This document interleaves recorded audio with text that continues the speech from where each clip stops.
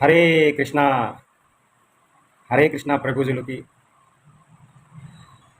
మా ప్రభుజు గారు చాలా గొప్ప విషయాన్ని తెలియపరిచారు మాకు. ఆయన మాకు ఒక అద్భుతమైన విషయాన్ని తెలియపరిచారు. ఆయన మాకు ఏం చెప్పారంటే, మనమందరం ప్రతిరోజు కృష్ణుడికి మంగళహారతి చేస్తున్నాం, అభిషేకాలు చేస్తున్నాం, ప్రసాదాలు వడ్డిస్తున్నాం, ఇలా అనేక రకాల భజనలు, పూజలు, సత్సంగాలు చేస్తున్నాం. రకరకాలుగా విధి విధాలుగా కృష్ణుడికి పూజలు చేసి సేవించుకుంటున్నాం. ఎందుకో తెలుసా అని అడిగారు. మనమందరం వైష్ణవ భక్తులమే కదా, కృష్ణుడిని సేవించుకుంటున్నాం కదా, ఎందుకు చేస్తున్నామో మీకు తెలుసా అని అడిగారు. నేనేమనుకున్నానంటే, సాధారణంగా ఒక మానవుడు భగవంతుడు ఎందుకు పూజ చేస్తారు? ఏదో తను బాగుండాలని, తన కుటుంబము సంతోషంగా ఐశ్వర్యవంతులుగా ఉండాలని పూజలు చేస్తుంటారు కదా. భగవంతుడికి పూజ చేసేది అందుకే కదా, అనేక రకాల కోరికల కోసం చేస్తుంటారు అని అనుకున్నాను.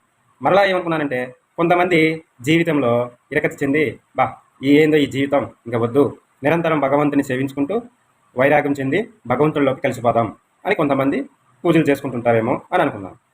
మరి కొంతమంది శాస్త్రాలు, మంచి మంచి విషయాలు తెలుసుకోవడం కొరకు ఇక్కడికి వస్తుంటారులే అని అనుకున్నాను. కానీ ఇవేవి కాదని నాకు అర్థం కాలేదు. మా ప్రభుజీ గారు వాటిలో ఉన్న అద్భుతమైన రహస్యాన్ని తెలియజేశారు. అది వినగానే నా మనసు ఎంత హాయిదనం చెందిందంటే, అంత చల్లగా, అంత అద్భుతంగా హాయిదనం చెందింది. అదేంటో మీరు తెలుసుకోవాలి.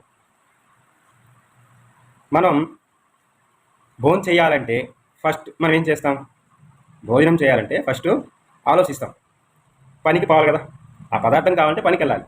ఫస్ట్ కాళ్ళతో నడుస్తాం, చేతులతో పనిచేస్తాం, కంటితో చూస్తాం, నోరుతో మాట్లాడతాం, ఇలా చెవులతో వింటాం. ఇలా రకరకాలుగా మన శరీరంలో ఉన్నటువన్నీ ఉపయోగించి కష్టపడి సాయంత్రం కల్లా మనం ఫలితాన్ని సంపాదించుకుంటాం, తులమా పొలమా సంపాదించుకుంటాం. ఆ యొక్క డబ్బులతో మనం మళ్ళీ శరీరాన్ని మొత్తాన్ని వాడుతూ కొన్ని పదార్థాలు కొనుక్కుంటాం. ఇంటికి వచ్చిన తర్వాత మళ్ళీ వంట రూమ్లో స్త్రీలకు చెప్తాం. వారు కూడా కాళ్ళతోనో, చేతులతోనో, చెవులతోనో, నోరుతోనో, కంటి చూపుతోనో రకరకాలుగా ఇవన్నీ వాడి వంట పదార్థాలు తయారు చేస్తారు. చేసినప్పుడు ఆ పదార్థము ఎవరు తీసుకోవాలి? ఎవరు కష్టపడ్డారు? కళ్ళు కష్టపడ్డాయి, చెవులు కష్టపడ్డాయి, నోరు కష్టపడింది, చేతులు కష్టపడ్డాయి, కాళ్ళు కష్టపడ్డాయి, ఆలోచన కష్టపడింది. అయితే ఆ పదార్థం ఎవరికి చేరింది? కడుపులోకి చేరింది. కడుపు ఏమైనా కష్టపడిందా? కష్టపడలేదు. కానీ కడుపులోకి పదార్థం సింపుల్గా చేరింది. అది మాత్రం ఏ కష్టం లేకుండా పదార్థాన్ని తీసుకునింది. అది ఆహారాన్ని భుజించి అది తృప్తి పడిన తర్వాత కడుపుకి ఎవరికి శక్తి వచ్చింది? కంటి చూపుకి శక్తి వచ్చింది, చెవులకి శక్తి వచ్చింది, నోటికి శక్తి వచ్చింది, చేయిలకి, కాళ్ళకి, శరీరం మొత్తానికి శక్తి వచ్చింది.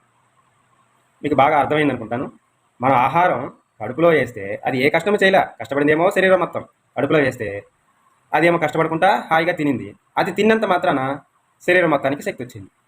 దీనికి ఉదాహరణ భావంగా తీసుకొని మా ప్రభుజీ గారు ఏం తెలియజేశారంటే, మనము అనేక రకాలుగా కృష్ణుడిని ఎందుకు సేవిస్తున్నాము అంటే, కృష్ణుడిలో సమస్త దేవతలు, 3,00,00,000 దేవతలు, ఈ సమస్తం ఉన్న జీవులు, ప్రాణులు అన్నీ కూడా కృష్ణుడిలో అణువులు, కృష్ణుడు యొక్క హంసలు, ఆయనలో ఒక అణువులు, దేవతలు. పోలేరమ్మ కావచ్చు, చెంగారమ్మ కావచ్చు, ముత్యాలమ్మ కావచ్చు, రకరకాల దేవతలందరూ కూడా ఆయనలో ఒక అణువులే. అయినప్పటికీ మనమందరం కృష్ణుడిని సేవిస్తే ఈ సమస్త ప్రాణులు, సమస్త దేవతలు కూడా సంతృప్తి చెందుతాయి. కృష్ణుడికి మనం నైవేద్యం పెట్టడం, కృష్ణుడిని సేవించడం, కృష్ణుడిని పూజించడం, కృష్ణుడికి అభిషేకం చేయడం, ఆయన్ని సంతృప్తి పరచడానికి కోసం ప్రయత్నిస్తాం. ఆయన ఎప్పుడూ సంతృప్తిగానే ఉంటాడు, కానీ మనం ప్రయత్నిస్తూ ఉంటాం. ఆయనకి ఇవన్నీ చేయటం ద్వారా సకల ప్రాణులు, సకల దేవతలు సంతృప్తి చెందుతాయి.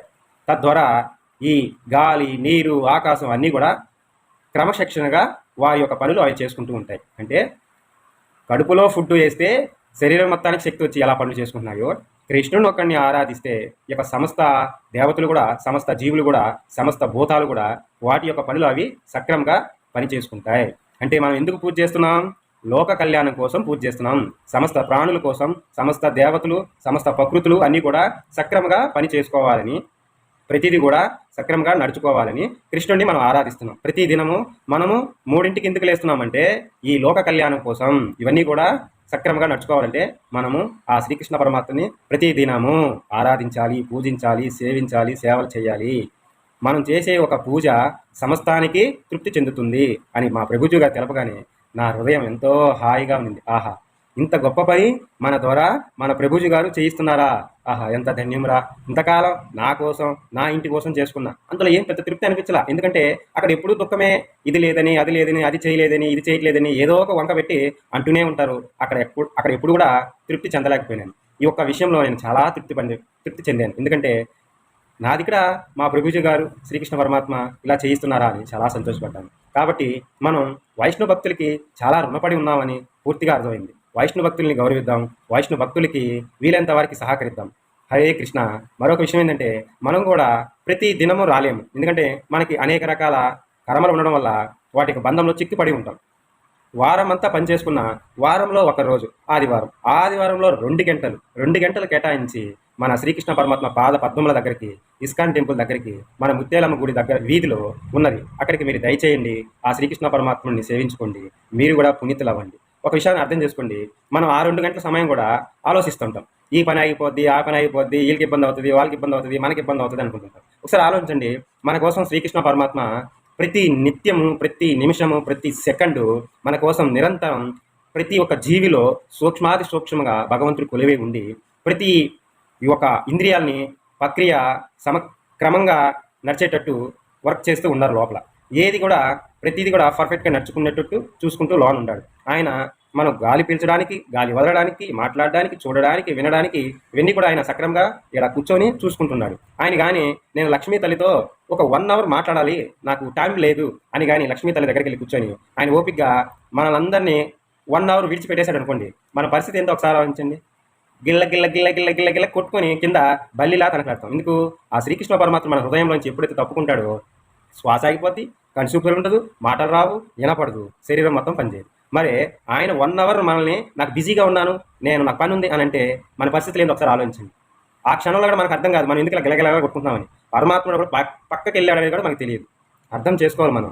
పరమాత్ముడు నిరంతరం మనకి ఇప్పటి నుంచే కాదు, కొన్ని వేల వేల వేల యుగాల నుంచి కూడా మన హృదయాల్లో ఆయన కొలివై మనల్ని ప్రతి నిమిషము సేవ చేస్తూనే ఉన్నాడు. మనం మాత్రం 1 నిమిషం కదా 10 నిమిషాలు 5 నిమిషాలు కూడా మనం నాకు టైం లేదు, నేను బిజీ, నాకు ఎన్నో పనులు ఉన్నాయి, అది అయిపోద్ది, ఇది అయిపోద్ది, రకరకాల సమాధానం చెప్తుంటాం.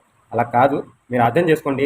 భగవంతుని సేవిస్తే అన్ని పనులు ఆయనే చేసేది, ఆయన వల్లే జరుగుతున్నాయి, ఆయనే చూసుకుంటాడు. భగవంతుని ఒక్కడిని సేవిస్తే చాలు సమస్త ప్రకృతి, సమస్త దేవతలు, సమస్త జీవులు కూడా సంతృప్తి చెంది మనకు అన్ని పనులు జరిగిపోతాయి.